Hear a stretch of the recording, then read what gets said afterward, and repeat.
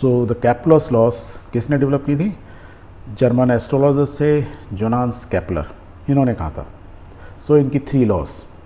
First law, सन के चारों तरफ सब जितने भी प्लैनेट्स हैं चक्कर लगाते हैं, किस फॉर्म में? In the elliptical path. So the all planets revolve around the sun in the elliptical path and sun at one of the focus.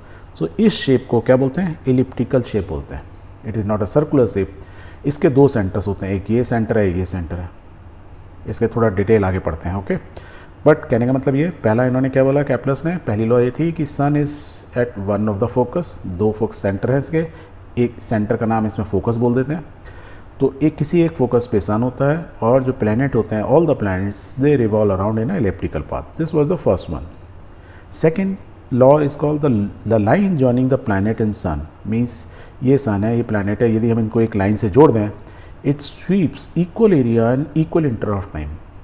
Equal interval of time में इक्वल एरिया स्वीप करती है। Means यदि अर्थ यहाँ पे थी suppose पहले, and if it is moving in this direction D2A, same earth मान लो यहाँ B पे है और वो यहाँ पे C पे की तरफ जा रही है, और D2A या B2C उसको ट्रैवल करने में से इट टेक टाइम्स T, दोनों में T टाइम लग रहा है। बट यू विल ऑब्जर्व कि ये एरिया और ये जो एरिया है, he said as per this law, यदि मैं इन दोनों एरिया की बात करूँ, द एरिया इज़ इक्वल, उसका मैग्नीट्यूड बराबर होगा। कहने का मतलब यदि ऐसा होगा तो मीन्स यहाँ से यहाँ देखने में ही लग रहा है ना ये डिस्टेंस कम है, जबकि ये डिस्टेंस ज़्यादा है, राइट है कि नहीं? बट क्या बोला जाए, सन के सेंटर से बी की दूरी ज़्यादा नहीं है, यहाँ पे दूरी ज़्यादा है। That means here the radius is more compare to this side, still the area is same. इसका कहने का मतलब क्या हुआ, यहाँ से यहाँ तक डी से ए में जब अर्थ मूव करेगी या कोई भी प्लैनेट मूव करेगा, उसकी स्पीड जो होगी वो कंपेरेटिवली स्लो होगी, और यहाँ जब वो सन के पास जैसे जैसे आप आते जाओगे स्पीड बढ़ती जाएगी, तभी तो वो ज़्यादा डिस्टेंस ट्रैवल कर पा रहा है, राइट? तो this is called the second law of Kepler's second law. Then the third law. Third law क्या था? The cube of the mean distance of the planet from the sun r is proportional to the square of the orbit period t. कहने का मतलब एक planet earth के एक planet sun के चारों तरफ चक्कर लगाने में जो टाइम लेता है, that is called the time period. उसको यदि मैं t से डिनोट करता हूँ, और इसका मीन डिस्टेंस मीन्स यहाँ से एक सन के यहाँ तक, ये देखो ये एक सेंटर है यदि मैं बोल रहा हूँ, तो एक तरफ रेडियस मेरी r मैक्स हो गई, और मैं यहाँ से यहाँ तक b तक लेता हूँ, दिस इज r min। इन दोनों का एवरेज ले लूँ, that means r max upon r min divide by 2, this is called an average or the mean. So this distance r, the mean distance r is proportional to what? Cube of this, means r का cube is proportional to t square, या और क्या बोल सकते हैं, R cube upon T square is equal to constant, क्योंकि मैंने proportionality sign को हटा दिया, ऐसे लिख सकता हूँ। And this value R cube upon T square is constant is called the third law of Kepler. तो केपलर की 3 लॉ हुई, इनको ऐसे बोल सकते हैं। The law of orbits, means जो ऑर्बिट होता है एलिप्टिकल होता है। Law of area, means same time में सेम एरिया स्वीप करते हैं, that is called law of areas. Third is called law of periods, because हम टाइम पीरियड की बात कर रहे हैं, एक पूरा चक्कर लगाने में जो टाइम टी लगता है। If average mean is R radius मालूम है, तो R cube is proportional to T square, this is called laws of period. तो ये 3 लॉ होती हैं, ओके। आपको ये समझ में नहीं आएगा, ये एलिप्टिकल बार बार वर्ड यूज़ कर रहे हैं, इसको थोड़ा और डिटेल में समझते हैं, राइट? तब आपको क्लियर होगा कि क्या कह रहे हैं, लॉज ऑफ ऑर्बिट है क्या। यू रिमेंबर ये क्या है, एक सर्कल है, तो उसके यदि हम ये क्या है, एक्स एक्सेस वाई एक्सेस, तो ये ओरिजन है, ओरिजन से मैं एक रेडियस लेता हूँ, एंड मैं यदि कंपास है ना आपके पास होता है, उसका एक पॉइंट यहाँ रखूँ, पेंसिल को यहाँ रखूँ, इफ़ आई रोटेट इट तो I will form a circle. कितना ईजी है बनाना, बन गया circle. But if I ask you to make an ellipse, कैसे बनाओगे? ये भी बनाया जा सकता है। कैसे बनाते हैं? 2 पॉइंट को F1 एंड F2, उन पर ना 2 पिन लगा दो। कौन सी? Thumb pin. फिर एक धागा लो, ये ब्लू कलर का सपोज एक धागा है, it is in the form of a loop, एक लूप फॉर्म में बना लो। उस धागे को ऐसे करो, एक तरफ पेंसिल में फंस जाए, एक तरफ इसमें ऐसे लूप लेके ऐसे हो, और पेंसिल को ना टाइट करके ना ऐसे घुमाते जाओगे तो you form a shape, and this shape is called ellipse. क्या है? इलिप्स, जिसके अंदर F1 एंड F2, जैसे यहाँ सर्कल में एक सेंटर बोलते हैं, इसमें सेंटर ना बोल के उनको बोलते हैं फोकस। तो F1 and F2 are 2 focus. क्या है? 2 फोकस। गुड। अब देखो सर्कल में तो क्या होती है, रेडियस होती है, इसके अंदर ये एक हुई साइड ये ग्रीन वाली, इसको बोलते हैं माइनर एक्सिस, और ये जो P से लेके 1 तक जो हम पिंक में दिखा रहे हैं, this is called major axis. That means इस path is called elliptical path, उसमें 2 फोकस होती हैं, उसमें 2 एक्सिस होती हैं, एक माइनर एक्सिस एक मेजर एक्सिस। मेजर मीन्स बड़ी, माइनर मीन्स छोटी। यहाँ तक क्लियर। और हमेशा याद रखो फोकस किस पे होती है, on the major axis F1 and F2, minor पे नहीं होती है, याद रखना। गुड। अब जो सन हो सकता है, यदि मैं सन को रखूँगा, सन को या तो मैं फोकस F1 पे रख सकता हूँ या मैं F2 पे रख सकता हूँ। Suppose sun as of now is on focus F1 पर है। यदि फोकस यहाँ पे सन है तो जो पॉइंट P है इसको बोलते हैं पेरिलियन। पेरिलियन, P मीन्स पास में है, सन के पास में ऐसे रखो तो आपको याद रहेगा, सन के पास में P, पेरिलियन। और जो सन से दूसरे बिल्कुल ऑपोजिट मेजर एक्सिस में ऑपोजिट पॉइंट जो A है, इसको बोलते हैं एपिलियन। क्या बोलते हैं, एपिलियन। आपको एक याद है पास वाला पेरिलियन, तो दूसरा वाला एपिलियन याद ही रहेगा। पर क्या मैंने बोला था, सन फोकस इस पर भी रख सकते हैं, फोकस सन इस पर भी हो सकता है, पर यदि सन मान लो हमने यहाँ रखा है तो उस केस में ये एपिलियन नहीं होगा, जो पास वाला क्या होगा, पेरिलियन, और दूर वाला क्या होगा, एपिलियन होगा। सो रिमेंबर, जो सन के पास वाला है पेरिलियन और दूर वाला एपिलियन। इक्लिप्स बनाना आपको आ गया, उसके फोकस के बारे में क्लियर हो गया, major axis minor axis clear हो गए, फोकस हमेशा मेजर एक्सिस पे होती हैं, सन के पास वाले पॉइंट को पेरिलियन बोलते हैं, सन से दूर वाले पॉइंट को एपिलियन बोलते हैं। और वो किस पे बात कर रहे होते हैं, everything we are talking about on major axis. यहाँ तक clear. So this way we can say कि यू हैव लर्न कि लॉज ऑफ ऑर्बिट क्लियर हो गया irrespective of the planet. Now let's talk about laws of area. Laws of area में हम क्या बोलते हैं कि एलिप्टिकल पाथ में सब प्लैनेट्स सन के चारों तरफ घूम रहे हैं, बट सन यदि एक पोजीशन में है और उसको मैं प्लैनेट से यदि कनेक्ट करूं, suppose r is the radius, r क्या है, रेडियस है, बोल सकते हैं, ओके। मेजर माइनर को भूल जाओ, is the radius if we are connecting with a planet, sun के सेंटर से प्लैनेट के सेंटर तक, r इज़ द रेडियस। यहाँ तक clear. p is the planet, up, okay, पहला चीज़। फिर हमने कहा कि ये जो प्लैनेट है it is moving with a velocity v when it is at p।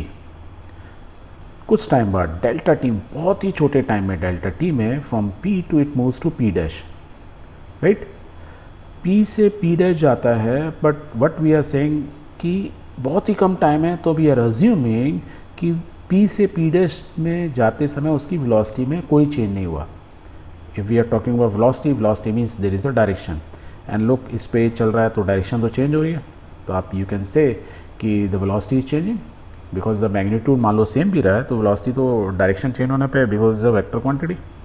But assume करो as of now we are saying कि एक planet which is at a distance r, वो p पॉइंट पे है, बहुत ही छोटे delta t is a very very small time, कि more or less v and velocity is constant, तो वो p से p डैश जाता है। ये तो हमने बहुत एनलार्ज करके दिखाया है, राइट। कहने का मतलब ये इतना पास है कि मैं p और p डैश को एक स्ट्रेट लाइन से ज्वाइन कर सकता हूँ। यदि मैं स्ट्रेट लाइन से ज्वाइन कर सकता हूँ तो आई कैन से कि प्लैनेट की वेलोसिटी v p पर भी या p डैश पे भी दोनों v है।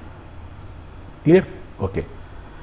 यदि ऐसा, तो यदि ये क्लियर है तो if you look at this figure p dash और ये सन के सेंटर को, it is what, it is forming a triangle. Now it is a straight line, p dash, remember this, if this is a straight line, these two are straight line, so p dash and s is a triangle, and if this is a triangle तो मैं इसका area निकाल सकता हूँ। Suppose this area भी बहुत छोटा होगा, क्योंकि बहुत छोटे टाइम है तो डेल्टा ए से रिप्रेजेंट कर सकते हैं। So we can write delta A is equal to half base into height, so I can say if r is the base suppose, then this p dash is the distance, so let's multiply into height, base into half r into p dash, okay.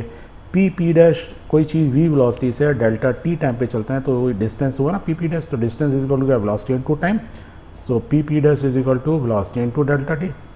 या you remember velocity is equal to distance upon time या displacement upon time, यही तो होता है।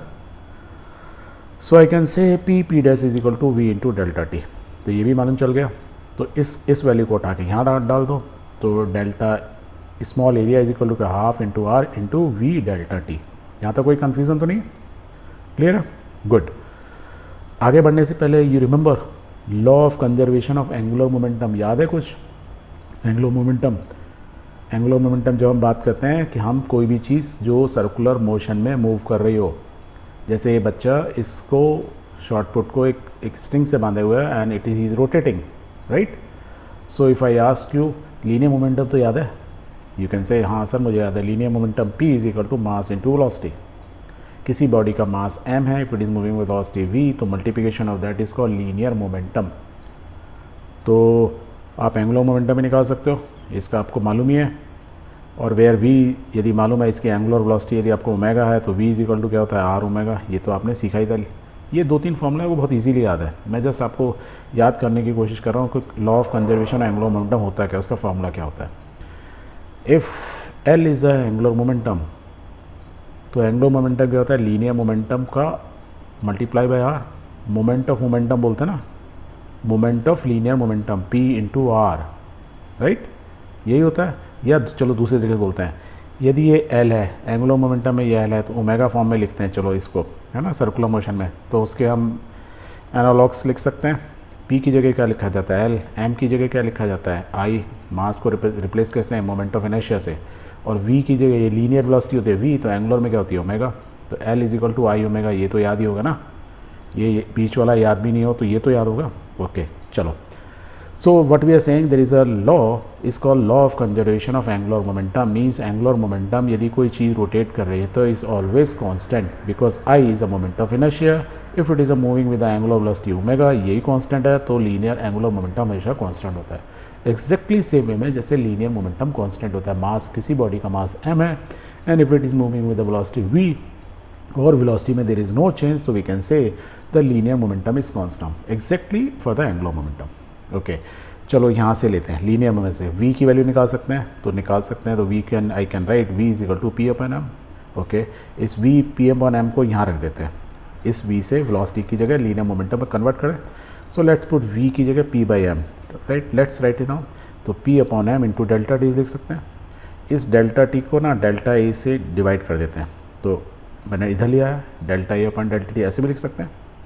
अब ये देखो, इसको थोड़ा सा और सिंप्लीफाई कर लेते हैं, इसको हम ऐसे लिख सकते हैं r इंटू पी, ऊपर वाला को ऊपर है, न्यूमिनेटर डिनोमिनेटर के 2 इंटू एम, 2m लिख सकते हैं।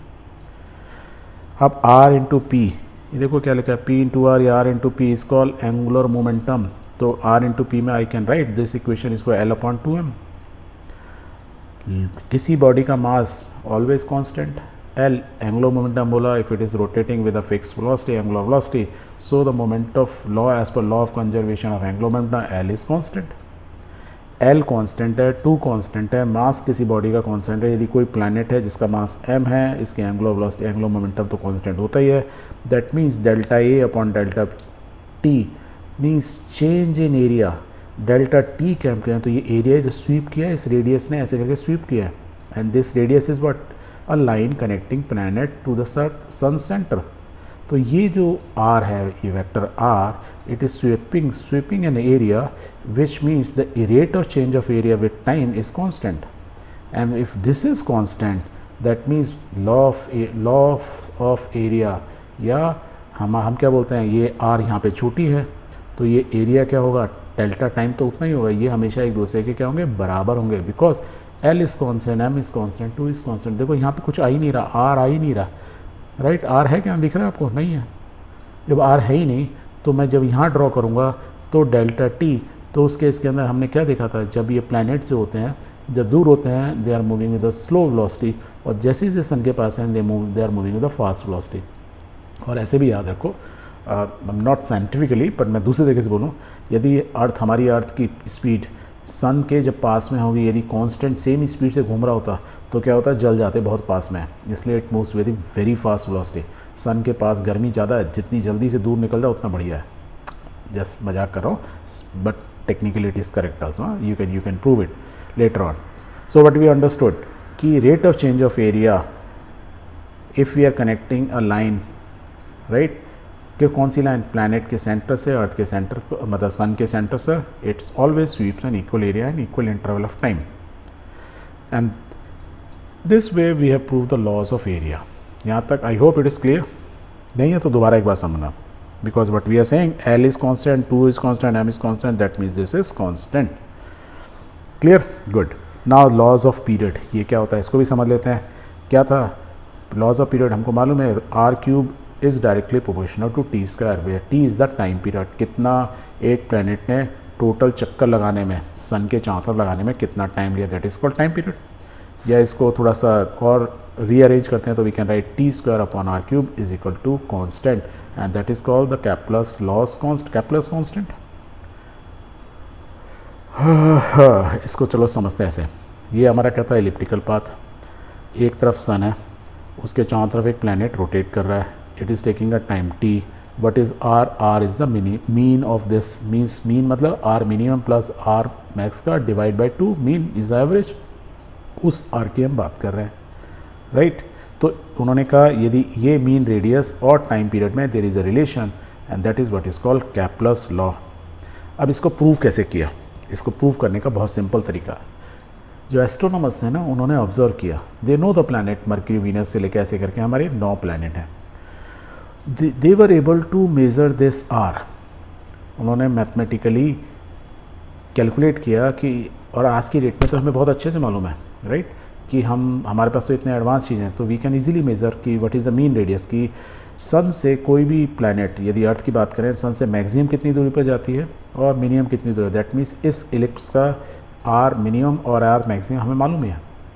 यदि आर मैक्सिमम और मिनिमम मालूम है तो मीन्स आर मालूम है, मीन मालूम है मेरे को, तो आर की वैल्यू मालूम है for all the planets.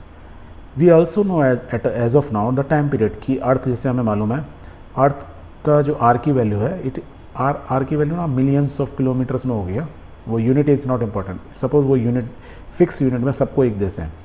So for the value of earth से आर की वैल्यू 15 है, तो वीनस के लिए इट इज़ 10.8, मर्क्यूरी के सन के पास में it is 5.79, but we know the time period, एक दिन लगता है, एक साल लगता है पूरा चक्कर लगाने में अर्थ को, इसके चारों तरफ, that is 1 time period in year for example.